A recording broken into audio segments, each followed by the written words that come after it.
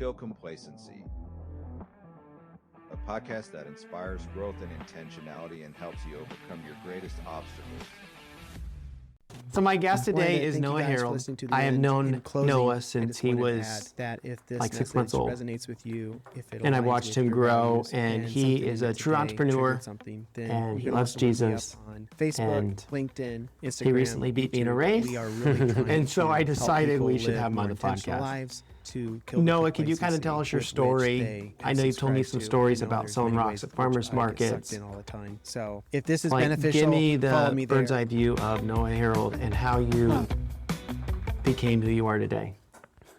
I say a lot of it was my childhood, growing up, having a lot of siblings. Now there's 11 of us in the family, but having good parents and the values that they instilled, figuring out businesses and whatnot. So they instilled that into us, helping us with things and getting us set up with investing and selling at the farmer's market or whatnot. So yeah, like, I don't know if you brought that up, but selling rocks at the farmer's market, I just scour the driveway, collect all the shiny rocks, and then I'd take them to Saturday market and sell them. And I ended up buying a $400 go-kart with that.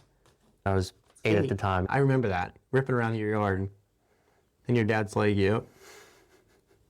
Picked up a lot of nails. But then my parents, they were helping me along the way. They would pay for half of it, or they would have these incentives, incentivize it to make it more doable for us. Then 12 or 13, I started working summers for my dad and really building a work ethic there. And that was much funner for me than doing laundry or... But no, I would say you had a work ethic, because I hired you when you were 7 or 8 with alpaca shearing. And I was blown away because you stayed consistent. Like I work with a lot of people, and it's really hard to find somebody who can stay on task all day long. So not to throw you under the bus too much, but you had a work ethic before you worked for your dad in the summer at 13. Like, you were I've always known you as a very driven individual. So. Okay. Maybe perhaps. I don't remember when I was 8. But your dad is a really hard worker. Anyway, I kind of cut you off. Working for my dad, I was 13. I worked from 12, 13, all the way up till 17, just working summers. The cool thing with homeschool is I'd finish up around noon, and then I'd go to work the rest of the day. So I had 5 hours a day to work, and I really started saving up money at that point. I graduated early. I was 17 and jumped right into my own business. So before I actually finished school, I'd started it up, got my license, got insurance, and just ran with that and was booked out for months as soon as I started. There was just a lack of people who are willing to work and get out there. And I didn't know that much. I was watching YouTube videos on how to tile. The thing I found was just being confident. People would hire you if you knew what you're doing. If you acted like you knew what you're doing. Exactly. Fake it till you make it. Again, my parents helped me a lot with that. I had no idea how to get insurance or get a business license, but my mom, especially my mom, she walked me through the process, and then keeping track of things for taxes. That was huge that summer, and I think I might have overdone it. I was so excited for the whole thing, by having my own business, having my own schedule, that I would just work way too much. I wouldn't stop for lunch. I'd bring a can of sardines and a little pack of crackers, and that was my lunch. Take 5 minutes, because I'm my own boss. So you can make as much as you're no longer working by the hour. And I discovered a lot that time, because I realized if you push yourself and if you actually work at your own thing, you can make a significant amount of money. I think I was 17 at the time. I worked, I want to say, the summer and part of the fall, so 5 or 6 months, and I made $40,000. And that's pretty good money. That's a lot of money. I doubled what I had at the time. I've been working for my dad for 6 years there. So you worked for 4 months, you make $40K as a solo entrepreneur, your first ray out the gate. Yeah. And you're just doing handyman work, right? Yeah, I was just helping old ladies, mowing lawns, doing drywall, whatever. Yeah, that's crazy. Okay, so tell me about your travels. Okay, it was right at that point, and this making all that money and having all that success, in a sense, I started contemplating other things in life. It's like, okay, if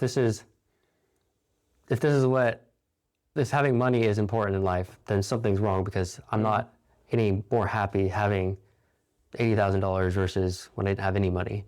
And so I started really considering other things. At that time, I went back to working for my dad. And then one of his employees, his name was Jeremy, and he had these conversations. We'd be working side by side all day. And so he'd be asking me questions. And he really got me thinking a lot. Because I was a little bit arrogant as a homeschooler. I knew all the answers. I was successful, whatever. I was a good man. I knew everything. But then he was pushing back. So I would say something. He'd be like, okay, what do you mean by that? You can't just say I'm a communist and then leave it at that. You got to back up what you're saying. And he really pushed back against the American dream. And he gave me this book. It was Radical by David Platt. It's talking about giving up the American dream for the higher calling of Christ. Because if we actually believe this stuff and believe in Jesus, then we need to be willing to give up everything, even the American dream. And in that case, he was talking more, not so much rural Montana people, but more big city people, big house, boat, like pretty girl, like all these things. Yeah. But I remember listening to that book as I'd finished my regular job and I was off mowing someone's lawn, just like getting some extra cash, had in my earbuds, and it was just saying all these things. You gotta be willing to give it up, essentially choose God or possessions. And I remember thinking, I'm special, I'm different, I can do both. I don't need to, I can still pursue money and be really rich and like have that be my goal and still, be right with God. And so that was that struggle there where I was justifying what I wanted to feel good about myself in regards to religion. Oh, I forgot the question. No, you're good. You're just telling the story. Right. Oh, the travels. Your journey, yeah. And he was influential in that because he was walking me through that. And then right about that time, he was going to Kosovo with his church. And he said, you should come along. I said, oh, yeah, that's a good idea. I was 17 at the time, so I couldn't really choose everything. Yeah. So I asked Mom, she said, why not? And then the ball started rolling and spent a couple weeks in Kosovo, first time overseas. And it was kind of a vision trip. So we were dealing a lot with students, figuring out the demographic there and what was going on. So we realized coffee is a big thing. There's a lot of students, high Muslim population. So we used social media, posted something, said, if you want to hear about Jesus and get a free gift, it was around Christmas time, just message us. So we got a couple hundred people reach out. So we spent all day meeting with students, telling them about Jesus, giving them some like Snickers bars and some pens. And that was kind of the first time I had actively pursued any ministry things and sharing the gospel with somebody. And that was, I realized my own inadequacies there and how I didn't know the gospel as much as I should. I had a lot of knowledge, but it wasn't as practiced in my life. So at that point, I went back home, kept working, but then that was always in the back burner there. And then there was a need for the actual cafe. The people there, they were going ahead with a cafe build as a student center. And so I said, well, I'll go and build that out because I'd been doing construction and all that. So showed up there, 6 weeks, built out this cafe and interacting with students again, left. But then I kept going back every 6 months. I'd spend 6 months there, go back home, work some more. There was kind of a cycle like that for a while. And along the way, the Silvas, like I mentioned, they had that cafe, but they also have a heart for other places. So when the Ukraine war happened, they were some of the first people over there. They just hopped in their car and drove from Kosovo up Serbia through Romania into Ukraine, driving supplies. So I got to join them in that. And we recently went to Pakistan and freed 23 slaves. How did you free those slaves? We had a contact there, and he was showing us around, and we ended up at this brick factory. And he was showing us this is the industry in Pakistan, bricks. Everything's made out of bricks. And so we're asking questions. We saw some families there. And like, oh yeah, these families they're Christian people. And like, okay, do they want to be here? What's the story? So they started sharing the story for this one specific family. The dad had some medical problem. He went in he needed some money, he needed some doctor care. And so we talked to the guy who'd give out loans. And he said, yeah, you can go, I'll help you out, I'll give you the money. You just come work for me afterwards to pay it off. Oh. So this one guy went in, got the loan, got fixed up, but then essentially sold his life, his wife, and hence he had 10 kids. But he doesn't know that. No, not at the time. So he essentially sold his soul and the souls of his kids to this kingpin guy. So we show up, the dad and the mom have since died, and it's just one son and 9 daughters, and then most of them have gotten married and they have kids, and their kids are out there making bricks. You know, a 3-year-old's out there. So we were just heartbroken at that. So we started inquiring. Then there was an option to free the people. I think one of my friends asked if how much would it cost? So they showed us this list. They had all the people on the list, the cost, how much it would cost to pay them off. I think it was $3,000, and we freed that whole family. So 23 people free for $3,000.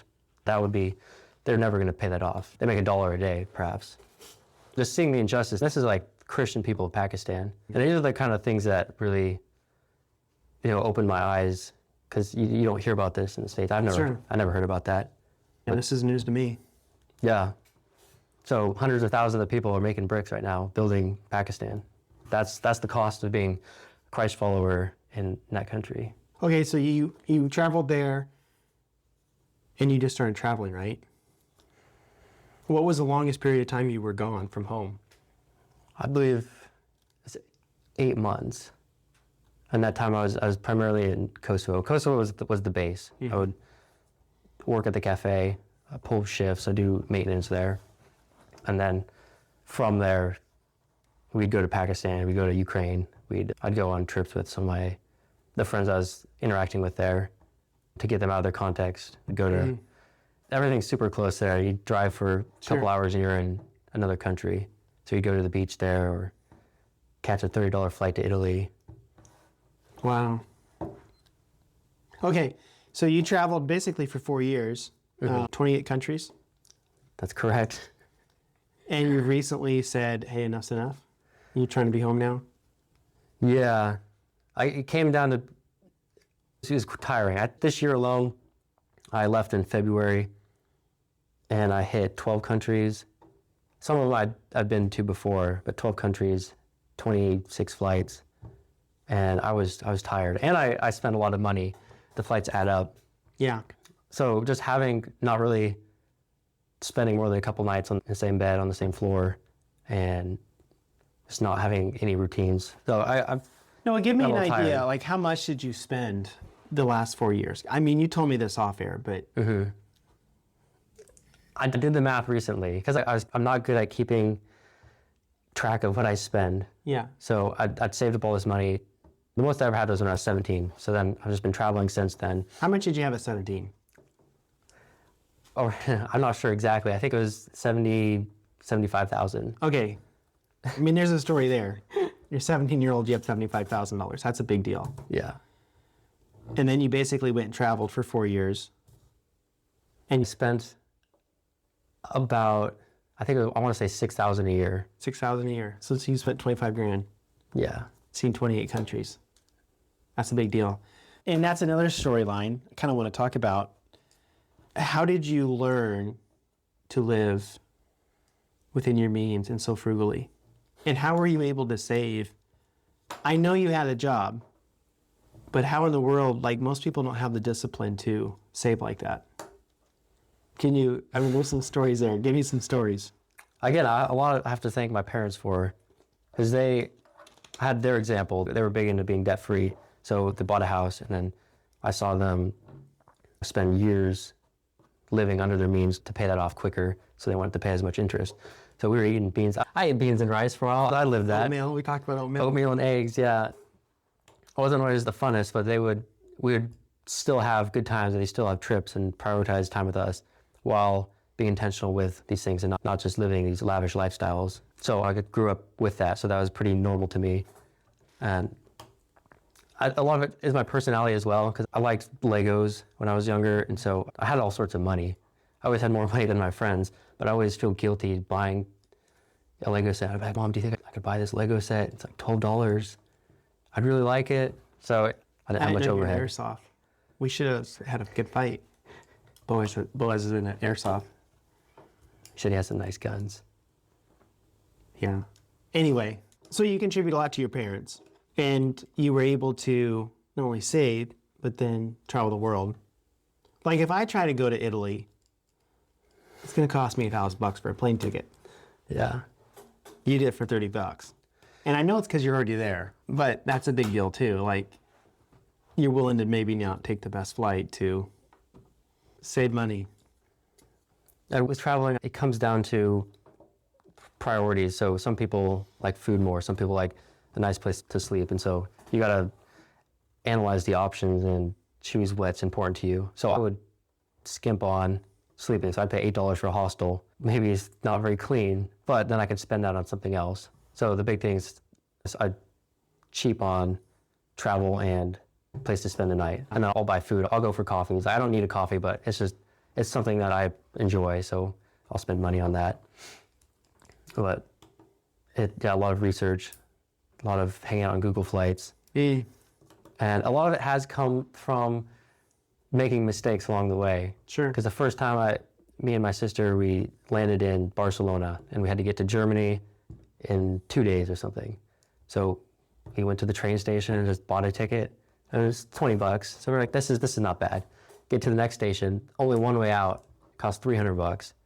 So there's no other option. So we get out there, the next station, the one way out, $600. Oh, So we just didn't know how to play the system. Then this last year, there's this rail pass. So you pay one time, that goes $350. and you go anywhere you want. Yeah, anywhere you want for 10 days. So we blazed through 7 countries, and that was transportation covered. So much better. So that's a good hack. Someone wants to travel, buy the rail pass. By the rail pass. Don't take it one day at a time. But again, I had to make that mistake before I could. Sure. Okay, so Noah, talk to me about that. How do you pivot when you make a mistake? Because some people make that mistake. They get to rail station number 2, and they're like, well, I'm a failure. I'm stuck. But you just pivot. You just keep rolling. How do you maintain that good mindset? There is a little guilt because I haven't been working consistently the last couple years, and so the money it has to be used rather intentionally. So when I do make a mistake like that, there's a little guilt because I've sort of wasted that in a sense. But yeah, understanding that that's not gonna help. You got to move past that, and for next time. And at that point, you just keep improving. Yeah, pivot. It's interesting. The first day you came to visit us, I think we asked what your ideal trip was, and you said was getting to point A and then making it up as you went. Yeah. And it's great because you don't have to plan, but then you make more mistakes, right? Tell the story, Noah, about your night under the stars. Yeah, that was a good one. Was with some friends who went camping. We spent the night at this waterfall thing. And they wanted to go back to the city the next day. And I said, I kind of want to spend more time out here. So they had them drop me off at a trailhead. And I had my bag. I had a sleeping bag. It's hardly anything. So I just start walking into the mountains. And by the end of the day, I've crested over the peak. I'm down on the other side. And I only had probably $50 on me at the time. I wasn't necessarily ready for this whole thing. And so I was looking around. I bought a coffee at this one place so I could charge my phone. I was looking at how much things costed. And either I get back or I get a night here. So with my phone charged, I started looking around, it started getting dark. And I wandered off into this field and found this soft patch of grass and just hunkered down there. And I woke up, it was pretty wet, but overall I sold $20 for somewhere to stay, and I got a good memory.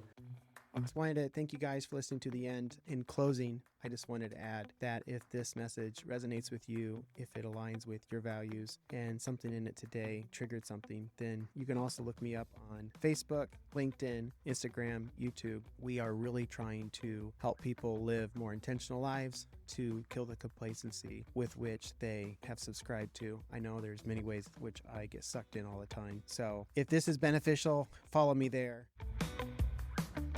Well,